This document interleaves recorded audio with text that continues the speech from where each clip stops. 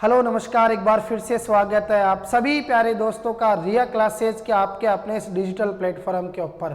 प्यारे दोस्तों, आज के इस साइंस के सेशन के अंदर हम लोग जिस नए टॉपिक का अध्ययन करने जा रहे हैं वो रहेगा हमारी रसायन विज्ञान का एक छोटा सा और बहुत ही महत्वपूर्ण टॉपिक, जिसके बारे में हम लोग बात करेंगे यहाँ पर भौतिक परिवर्तन और रासायनिक परिवर्तन को लेकर।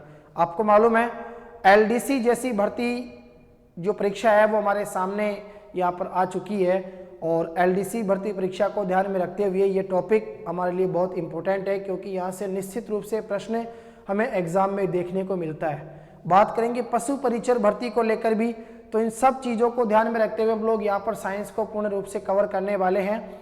अब बिना विलंब किए मैं शुरुआत करता हूँ आप सभी के लिए एक प्यारे से और नए मोटिवेशनल क्वेट के साथ में कि राहें जहाँ तक जाएगी राहगीर वहां तक जाएगा। अरे तुम दरिया से क्या पूछ रहे हो कि नीर कहां तक जाएगा, खींच धनु की डोर निशाना साधो अपनी मंजिल का, बाकी बाद में देखेंगे कि तीर कहां तक जाएगा। तो देखिए दोस्तों, हम लोग स्टार्ट करते हैं आज के हमारे सेशन को, और जिसके अंदर हम लोग बात करने वाले हैं यहाँ पर भौतिक परिवर्तन और रासायनिक परिवर्तन को लेकर। देखिए सबसे पहले हम लोग यहाँ पर पढ़ेंगे भौतिक परिवर्तन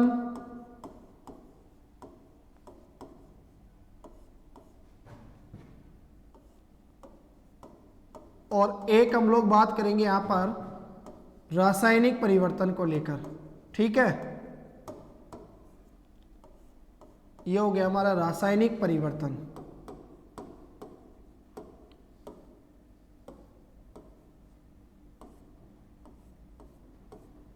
देखो सबसे पहले जिस चीज का हम लोग यहां पर अध्ययन करेंगे वो रहेगा हमारा भौतिक परिवर्तन।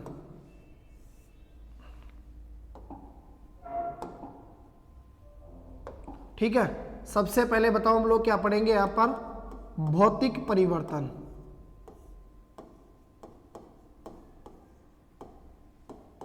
देखो भौतिक परिवर्तन को बताओ क्या कहोगे, फिजिकल चेंज। क्लियर, यहां लिख देता हूं मैं आपके लिए, यह हो गया हमारा फिजिकल चेंज। सबसे पहले तो देखो मैं आप सभी से यही कहूंगा कि आप लोग जो अपनी नोटबुक है फेयर कॉपी उसको साथ में लेकर बैठे, क्योंकि यहां पर मैं बिल्कुल गहराई से एक एक पॉइंट को नोट करवाऊंगा, आपको नोट्स के रूप में यहां पर लिखूंगा। इसकी पीडीएफ भी अगर आप लोगों को जरूरत पड़े तो आप लोग इसकी पीडीएफ भी ले सकते हैं। क्लियर, बाकी मैं यही कहूंगा एक बार आप लोग इसके सुंदर से अपने अच्छे नोट्स तैयार कर लीजिए, बाद में आपको बस केवल उसका एक बार रिवीजन करने की आवश्यकता पड़ेगी। बिल्कुल जीरो से हाई लेवल तक इसको एग्जाम्पलों के साथ में यहाँ पर आपको पूर्ण रूप से पूरा कवर करवाने की पूरी कोशिश करूंगा। ठीक है, देखिए भौतिक परिवर्तन, फिजिकल चेंज। सबसे पहली बात ये आती है सर क्या होगा भौतिक परिवर्तन, तो एक एक पॉइंट को मैं यहाँ पर आपके सामने रखूंगा। सबसे पहला पॉइंट इसके अंदर आएगा कि सर भौतिक परिवर्तन क्या है। तो देखिए एक ऐसा परिवर्तन जिसके दौरान किसी पदार्थ के भौतिक गुणों में क्या होता है, परिवर्तन होता है। ठीक है, आप लोग सिंपल सा यही याद रखना कि ऐसा परिवर्तन जिसके दौरान किसी पदार्थ के भौतिक गुणों में परिवर्तन होता है।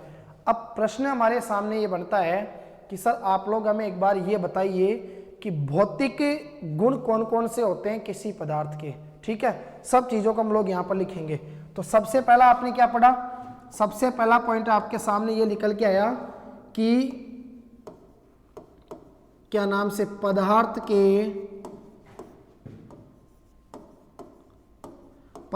के केवल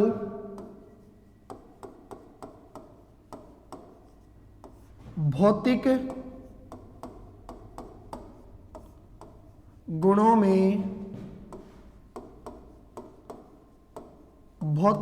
में परिवर्तन होता है। ठीक है, पहला पॉइंट तो ये याद रखेंगे कि भौतिक परिवर्तन एक ऐसा परिवर्तन होता है जिसके दौरान पदार्थ के केवल भौतिक गुणों में परिवर्तन होता है। अच्छा, दूसरी चीज आप लोग मुझे बताओ कि सर भौतिक गुण कौन कौन से हैं किसी पदार्थ के। ठीक है, देखो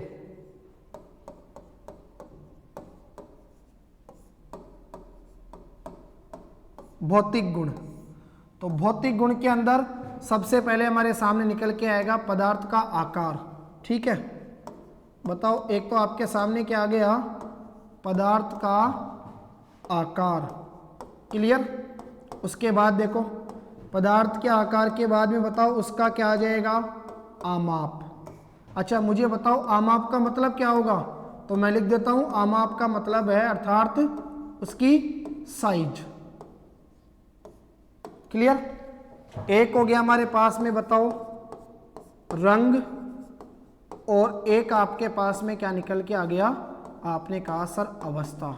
ठीक है, चलिए, हमेशा आप लोग इस बात का ध्यान रखेंगे कि किसी पदार्थ के भौतिक गुण क्या क्या होते हैं। एक तो उस पदार्थ का आकार होता है, एक उस पदार्थ का आमाप होता है जिसे साइज कहा जाता है, एक उस पदार्थ का रंग, गंध भी आप लोग कह सकते हैं, और एक उस पदार्थ की क्या हो गई, अवस्था। ठीक है, चलिए दूसरे पॉइंट पे आ जाओ। वापस से हम लोग बात करेंगे सर कैसा परिवर्तन है, तो मैं कहूंगा ये होगा हमारा उत्कर्मणीय परिवर्तन।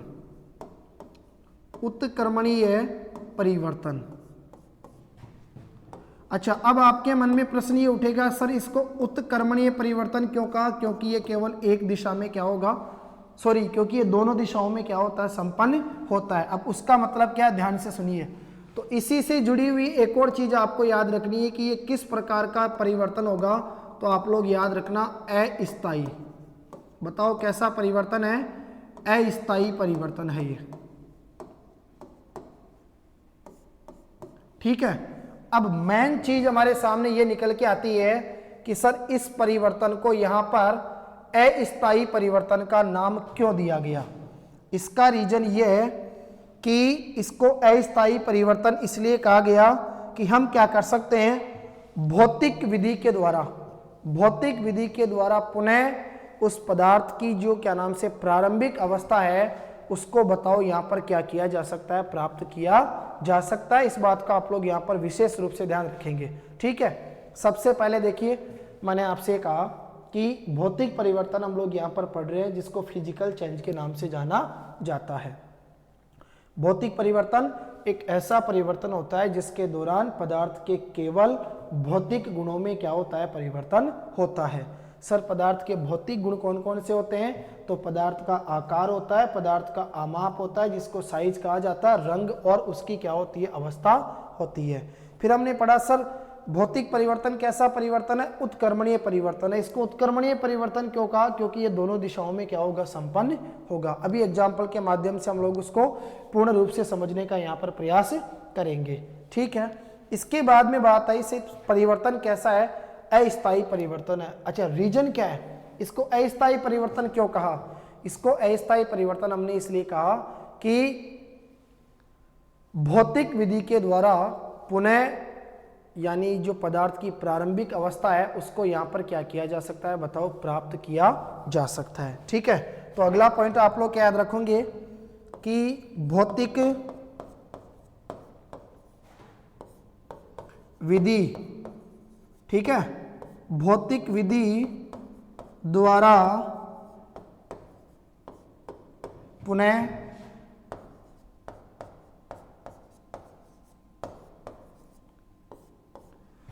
प्रारंभिक अवस्था प्राप्त की जा सकती है। ठीक है, भौतिक विधि द्वारा पुनः प्रारंभिक अवस्था बताओ यहां पर क्या की जा सकती है, प्राप्त की जा सकती है। अच्छा, दूसरी बात ये आती है कि भौतिक परिवर्तन वो परिवर्तन होता है जिसके दौरान पदार्थ में कोई परिवर्तन नहीं होता। ये बात भी आप लोग याद रखोगे। ठीक है, क्या याद रखना है आपको, पदार्थ में कोई परिवर्तन नहीं होगा, पदार्थ जैसा है वैसा ही बना रहेगा यहां पर। ठीक है, याद रखना, पदार्थ में कोई परिवर्तन, पदार्थ में कोई परिवर्तन नहीं होता है। ठीक है। और एक और चीज याद रखना, इस परिवर्तन के दौरान नया पदार्थ नहीं बनता है, यानी नए पदार्थ का निर्माण नहीं होता है। ये चीज भी आप लोग याद रखोगे, ठीक है। यानी हम लोग ये कह सकते हैं कि सर कोई नया पदार्थ यहां पर हमारे सामने नहीं बनने वाला है, ठीक है। तो मैं लिख देता हूं,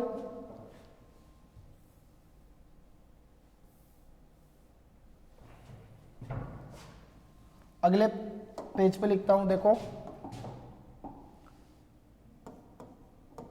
मैंने कहा कोई नया पदार्थ, ठीक है, कोई नया पदार्थ नहीं बनता है। ये सब चीजें आप लोगों को मालूम होनी चाहिए। बताओ किसके संदर्भ में? तो आपने कहा सर भौतिक परिवर्तन यानी फिजिकल चेंज को लेकर। अब मैं आऊंगा सीधे देखो इसके एग्जाम्पल के ऊपर। सबसे पहला एग्जाम्पल मैंने आपके सामने क्या रखा, समझ लिया आप लोग ध्यान से। पहला जो एग्जाम्पल है वो मैंने आपके सामने रखा कि जल होता है हमारा, ठीक है, जल का जमकर बर्फ बनना। देखो जल का जमकर बर्फ बनना। दूसरा एग्जाम्पल आप लोग कहेंगे कि सर बादलों का बनना, ठीक है। इसी प्रकार मैं कह सकता हूं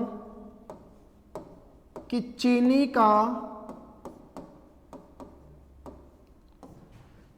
का पानी में घुलना। एक आप क्या कहेंगे कि सर जो मोम होती है, ठीक है, उस मोम का या तो आप लोग कह दो क्या नाम से पिघलना, मोम का पिघलना, या फिर बताओ आप लोग क्या कहोगे उसको, जमना, ठीक है। मोम हो गया। और इसके बाद में देखो मैं आपसे कहूंगा कि लोहे की जो कील होती है, लोहे की कील को गर्म करना। क्लियर? एक आपने कहा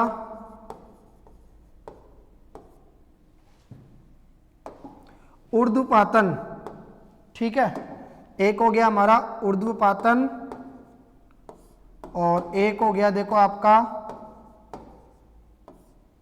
संघनन, ठीक है। ऊर्ध्वपातन, संघनन, और एक बताओ क्या हो जाएगा हमारा, आसवन।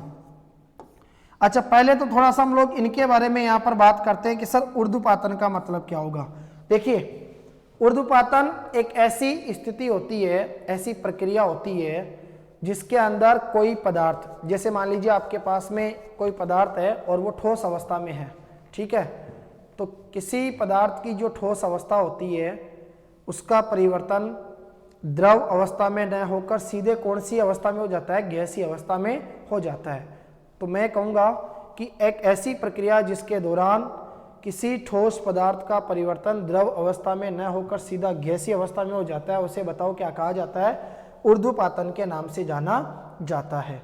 क्लियर? जैसे हम लोग बात करते हैं क्या नाम से, ठोस जो कार्बन डाइऑक्साइड होती है, या फिर मैं कहूँगा क्या नाम से जो शुष्क बर्फ होती है, ठीक है, उसका जलना हो गया। और इसी प्रकार आप कहेंगे क्या नाम से, जैसे क्या नाम से हमारे पास होती है कपूर, कपूर का जलना भी यहाँ पर बताओ किसका एग्जाम्पल है, ऊर्ध्वपातन का एग्जाम्पल है। अच्छा सर संघनन क्या है? संघनन की अगर हम लोग बात करें तो संघनन जो है वो वाष्पीकरण के विपरीत प्रक्रिया होती है, ठीक है। और वाष्पीकरण की विपरीत प्रक्रिया होती है, जैसे मैं कहूँगा वायु के अंदर उपस्थित जो जलवाष्प है वो जल के अंदर क्या हो जाती है, परिवर्तित हो जाती है। याद रखना संघनन की अगर हम लोग बात करें तो ये जो संघनन है ये वाष्पीकरण की विपरीत प्रक्रिया होती है, और इसके अंदर गैस अवस्था द्रव अवस्था में क्या होती है, परिवर्तित होती है। जैसे वायु में उपस्थित जो जलवाष्प है वो जल के अंदर क्या हो जाती है, परिवर्तित हो जाती है। अगर आसवन की बात करें तो आसवन देखिए एक ऐसी विधि होती है जो क्या करती है, दो घुलनशील जो द्रव होते हैं उनको आपस में क्या करती है, पृथक करती है। जैसे एसीटोन और जल का मिश्रण, ठीक है। एसीटोन और जल के मिश्रण से अगर हमें एसीटोन को पृथक करना हो तो हम लोग किसका उपयोग करते हैं, आश्वन का उपयोग करते हैं, क्योंकि आश्वन क्या है, दो घुलनशील जो द्रव होते हैं उनके मिश्रण को पृथक करने की क्या होती है, एक विधि होती है, राइट। इसके बाद में देखिए अगले एग्जाम्पल की तरफ हम लोग यहां पर बढ़ेंगे तो आप कहेंगे सर अगला एग्जाम्पल, बादलों का बनना हमारे सामने हो गया, चीनी का पानी में घुलना हो गया, एक आप कहेंगे क्या नाम से, सोना होता है, सोने का पिघलना, ठीक है, सोने का पिघलना हो गया। एक मैं कहूंगा जल का उबलना, एक आपने कहा कि जल का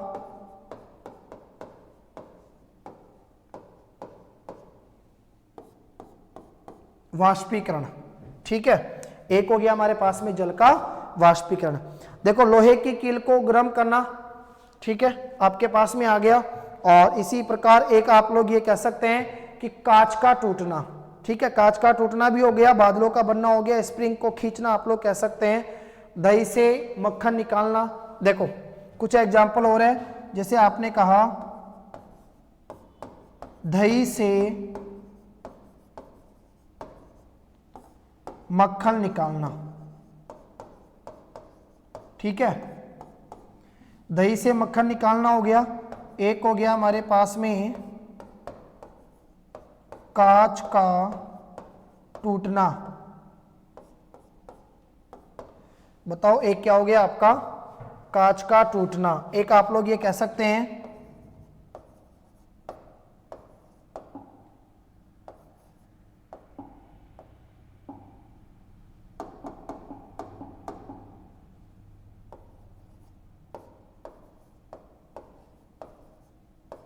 दूध क्रीम का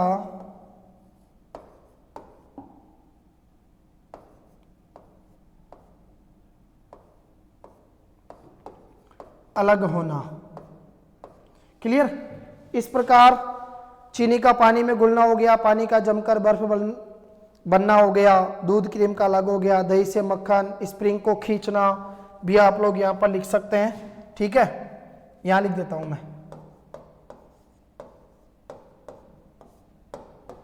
स्प्रिंग को खींचना। देखिए सबसे पहले हमने यहां पर क्या पढ़ा कि सर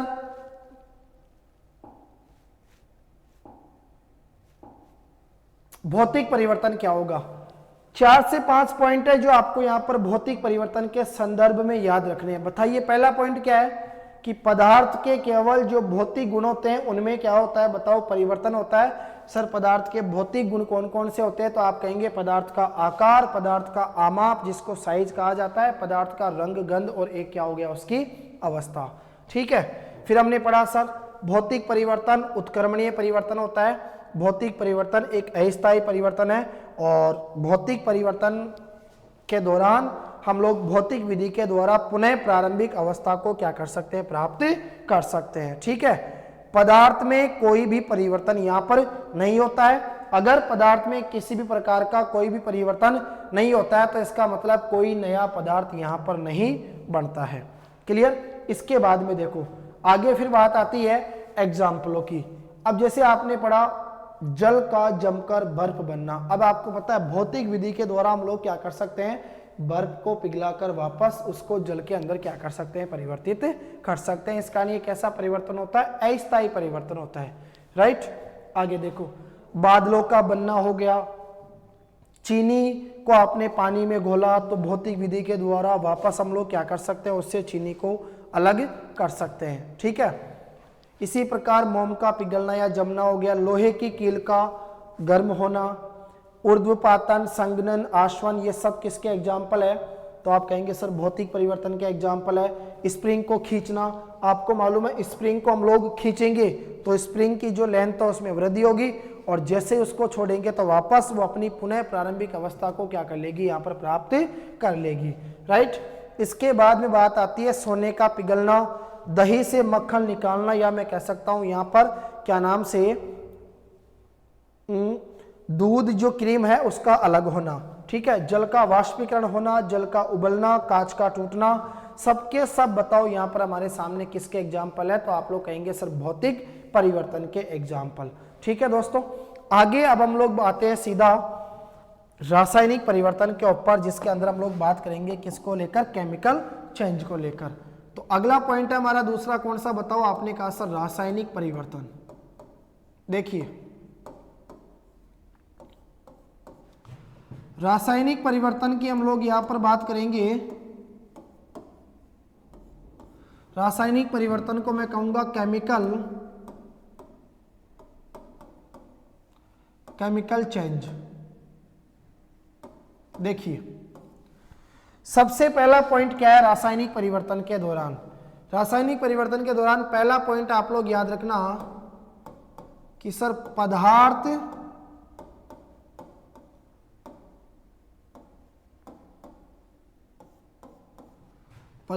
परिवर्तित होकर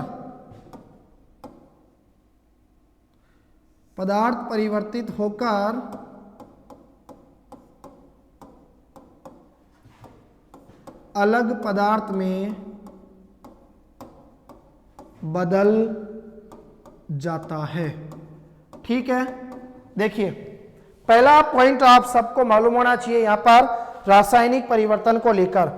मैंने आपसे क्या कहा कि रासायनिक परिवर्तन एक ऐसा परिवर्तन होता है जिसके दौरान पदार्थ परिवर्तित होता है और पदार्थ परिवर्तित होकर अलग पदार्थ में क्या हो जाता है, बताओ यहां पर बदल जाता है। क्लियर। दूसरी बात याद रखना, दूसरा पॉइंट है आपके सामने कि पदार्थ के रासायनिक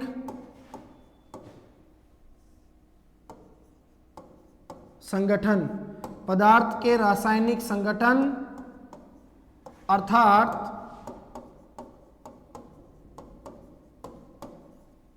रासायनिक गुणों में, देखो पदार्थ के रासायनिक संगठन अर्थात रासायनिक गुणों में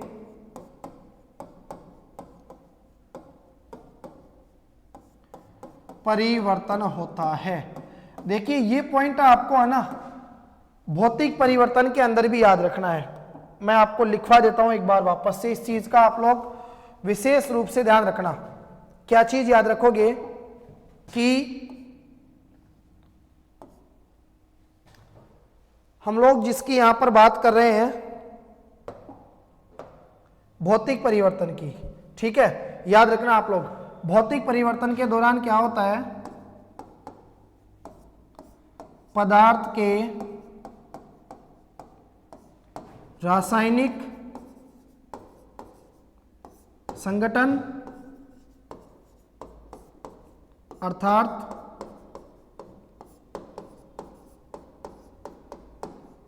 रासायनिक गुणों में कोई परिवर्तन नहीं होता है, ठीक है। ये छोटा सा पॉइंट भी आप लोग याद रखना क्योंकि इंपॉर्टेंट चीज है ये, कि भौतिक परिवर्तन के दौरान पदार्थ का जो रासायनिक संगठन होता है, पदार्थ के जो रासायनिक गुण होते हैं उनमें किसी प्रकार का कोई भी परिवर्तन नहीं होता। क्लियर। आगे देखिए किसकी बात कर रहे थे हम लोग, रासायनिक परिवर्तन की। सर रासायनिक परिवर्तन एक ऐसा परिवर्तन होता है जिसके दौरान पदार्थ परिवर्तित होकर अलग पदार्थ में क्या हो जाता है, बदल जाता है। पदार्थ के रासायनिक संगठन अर्थात रासायनिक गुणों में क्या होता है, परिवर्तन होता है। अब बात ये आती है कि सर अगर पदार्थ परिवर्तित होकर अलग पदार्थ में बदल जाता है, इसका मतलब रासायनिक परिवर्तन के दौरान नए पदार्थ का, बोलो क्या होगा, नए पदार्थ का निर्माण होता है। ये चीज भी आप लोग ध्यान रखोगे। अब नए पदार्थ का निर्माण होता है, इसका मतलब रासायनिक परिवर्तन के दौरान जो पदार्थ है वो पदार्थ क्या हो जाता है, बोलो परिवर्तित हो जाता है। ठीक है, पदार्थ परिवर्तित हो जाता है। अब एक बात मुझे बताओ रे, पदार्थ अगर परिवर्तित हो गया और पदार्थ के रासायनिक संगठन अर्थात रासायनिक गुणों में भी परिवर्तन हो गया, तो इसका मतलब आप ये कहेंगे कि सर जब पदार्थ परिवर्तित होकर अलग पदार्थ का निर्माण कर रहा है तो इसका मतलब ये परिवर्तन कैसा है, आप कहेंगे सर स्थायी परिवर्तन है।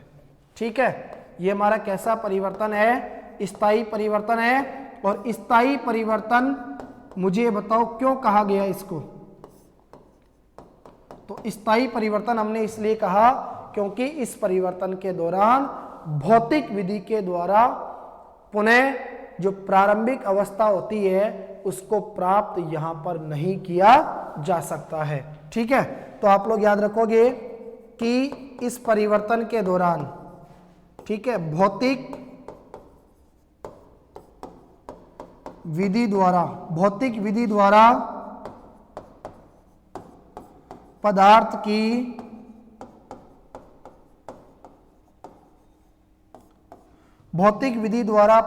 की प्रारंभिक अवस्था को प्राप्त नहीं किया जा सकता है।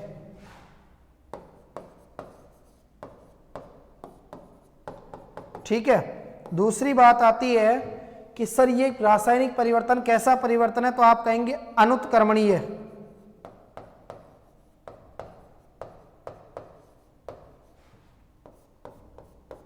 अनुत्क्रमणीय परिवर्तन। अच्छा, अनुत्क्रमणीय परिवर्तन क्यों है, क्योंकि ये केवल एक ही दिशा में क्या होगा, संपन्न होगा। क्लियर। देखो सबसे पहले हमने पढ़ा सर पदार्थ परिवर्तित होकर अलग पदार्थ में बदल जाता है, यानी पदार्थ के रासायनिक संगठन अर्थात रासायनिक गुणों में क्या होता है, परिवर्तन होता है। अब पदार्थ परिवर्तित होकर अगर अलग पदार्थ में बदल गया, इसका मतलब यहाँ पर जो पदार्थ है वो क्या हो गया, परिवर्तित हो गया।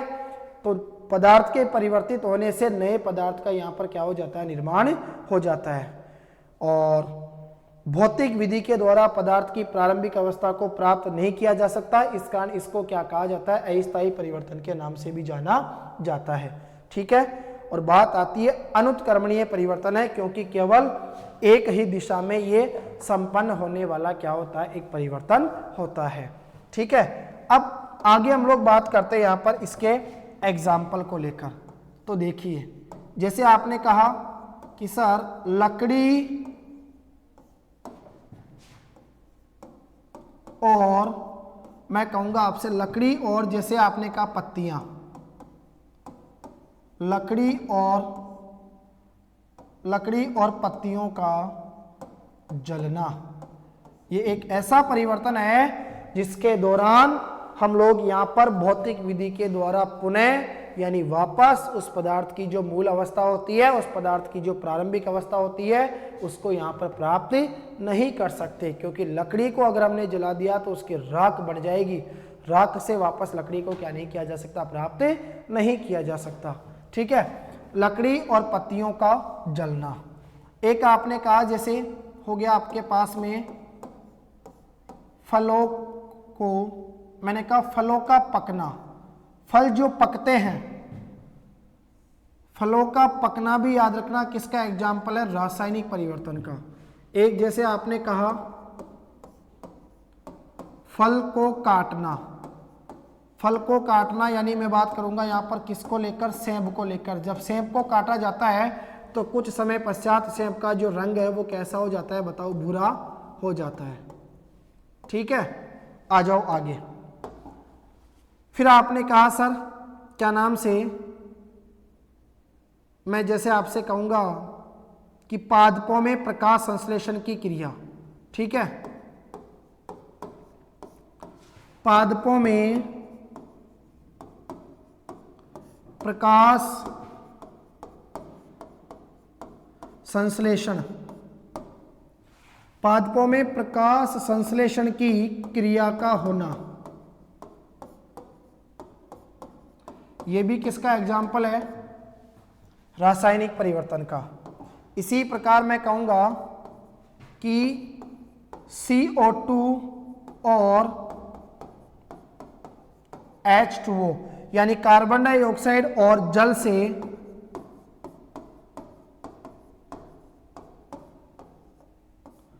ग्लूकोज का निर्माण होना। ठीक है, कार्बन डाइऑक्साइड और जल से ग्लूकोज का निर्माण होना भी बताओ किसका एग्जाम्पल है? रासायनिक परिवर्तन का। इसी प्रकार आप कहेंगे सर जल का अपघटन होना, क्योंकि जब जल का अपघटन होता है तो जल दो भागों में टूट जाता है, हाइड्रोजन और ऑक्सीजन के रूप में। ठीक है, जल का अपघटन हो गया। इसी प्रकार जैसे आपने कहा, एक ले लीजिए क्या नाम से, लोहे पर जंग लगना, लोहे पर जंग लगना, ये सब बताइए किसके एग्जाम्पल है? रासायनिक परिवर्तन के। ठीक है, एक हो गया जैसे क्या नाम से, लकड़ी और यहां पर पत्तियों का जलना, फलों का पकना, फल को काटना, यानी जैसे सेब को आपने क्या कर दिया, काट दिया। ठीक है, अच्छा आप लोग ये भी कह सकते हैं दही का जमना, यानी दूध का किस में परिवर्तन हुआ? दही के अंदर। ठीक है, तो एक लोग मैं ये भी कहूंगा कि दही का जमना। ठीक है, मेरी कोशिश ये है कि जो भी एग्जाम्पल प्रतियोगी परीक्षाओं के अंदर पूछे गए हैं या जिनके पूछे जाने की संभावना होती है वो सब यहाँ पर आपको लिखाने का प्रयास करूं, क्योंकि भौतिक और रासायनिक परिवर्तन के अंदर एग्जाम्पलों के बीच में जो अंतर है वो आपको निश्चित रूप से यहाँ पर पता होना चाहिए। ठीक है, आप लोग कह सकते हैं बाल जो है इनका सफेद हो जाना, खाना जो हम लोग पकाते हैं वो भी किसका एग्जाम्पल है? रासायनिक परिवर्तन का एग्जाम्पल है। तो आप कहेंगे खाना पकाना या खाने का पकना। ठीक है, खाना पकना। एक हो गया हमारे पास में बालों का सफेद हो जाना। बताओ बालों का सफेद हो जाना भी किसका एग्जाम्पल है? ये भी हमारे पास में रासायनिक परिवर्तन का क्या एक एग्जाम्पल है। आप कह सकते हैं क्या नाम से, जैसे हमारे पास होता है कोयला, कोयले का जलना। ठीक है, ये हो गया आपका कोयले का जलना। अब एक चीज आप लोग हमेशा याद रखना जो सबसे इंपॉर्टेंट है, केवल एकमात्र एग्जाम्पल, और मैं उसकी बात करूंगा क्या नाम से,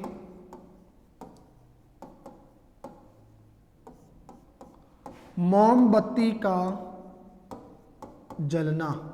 ठीक है, मोमबत्ती का जलना बताओ कैसा परिवर्तन है? तो आप लोग याद रखना भौतिक